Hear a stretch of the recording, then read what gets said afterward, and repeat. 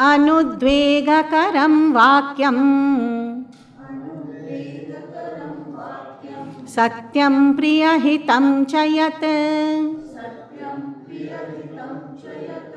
स्वाध्यायाभ्यसनं चैव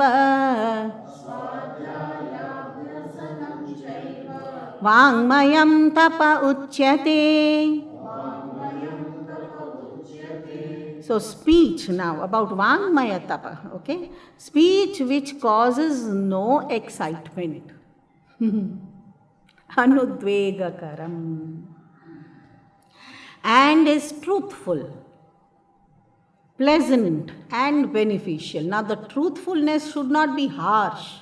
So pleasant and beneficial, and the practice of the study of the Vedas is called the austerity of speech.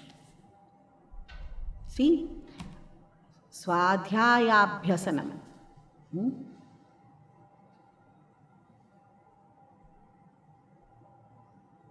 The practice of the study of the Vedas.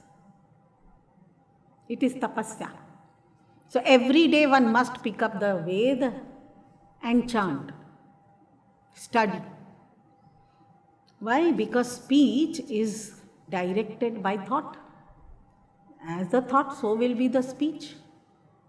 So, if the thoughts are nourished by the knowledge of the Vedas, then the speech will have the dignity of a human being. If the thoughts are nourished by the worldly ways, then it will lose its dignity, it will become animalistic. So it is a must to read the Vedas every day. Vedas, okay, you can read Upanishad, you can read other scriptures like Ramayana, Bhagavatam, okay, but reading is a must. And for chanting, of course, you will need to get on to stotras and mantras given by the great saints and sages, compiled as maybe some Upanishads or suktas are given. So nice to chant. We have learned so many languages, but we don't want to chant. Particularly the suktas and stotras. Why? Because that language, why are we so lazy? Why can't we learn? We must chant. Why? Because that is tapasya. Take it as tapasya, austerity.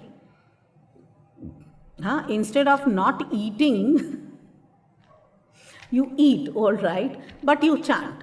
It will be a better tapasya. So what will you chant? You can start with some simple thing. Om akhanda mandalakaram vyaptam yena characharam tatpadam darshitam yena tasmai shri gurave namaha. At least in this Guru Stotram, 1/4 is the same, no, in most of the verses. So, and then if you keep chanting these kind of stotras and mantras, then they will speak to you. They will reveal the meaning to you themselves.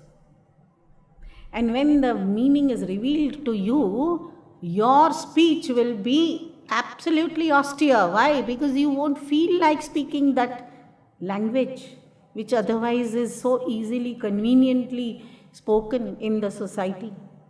How dare you speak such language? Because there is nothing here.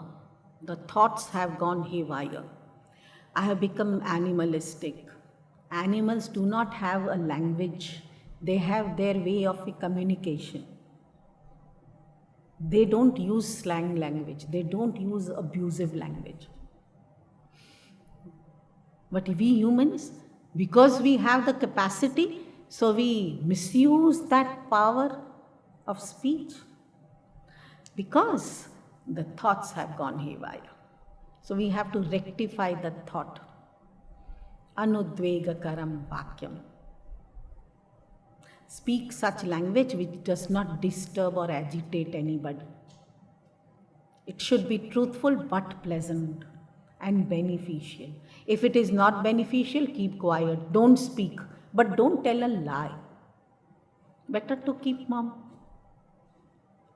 Is it necessary to keep blabbering all day? We keep talking. For what?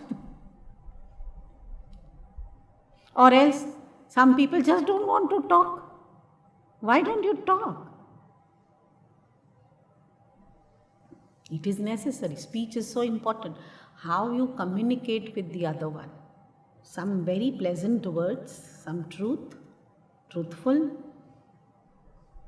And this can be guided only by the proper thought process. And the proper thought process can come only if I read the scriptures. That is what is told over here, Swadhyaya Abhyasanam. That is tapasya. Take it as tapasya. I must read 1 or 2 pages of scriptures every day, regularly, continuously.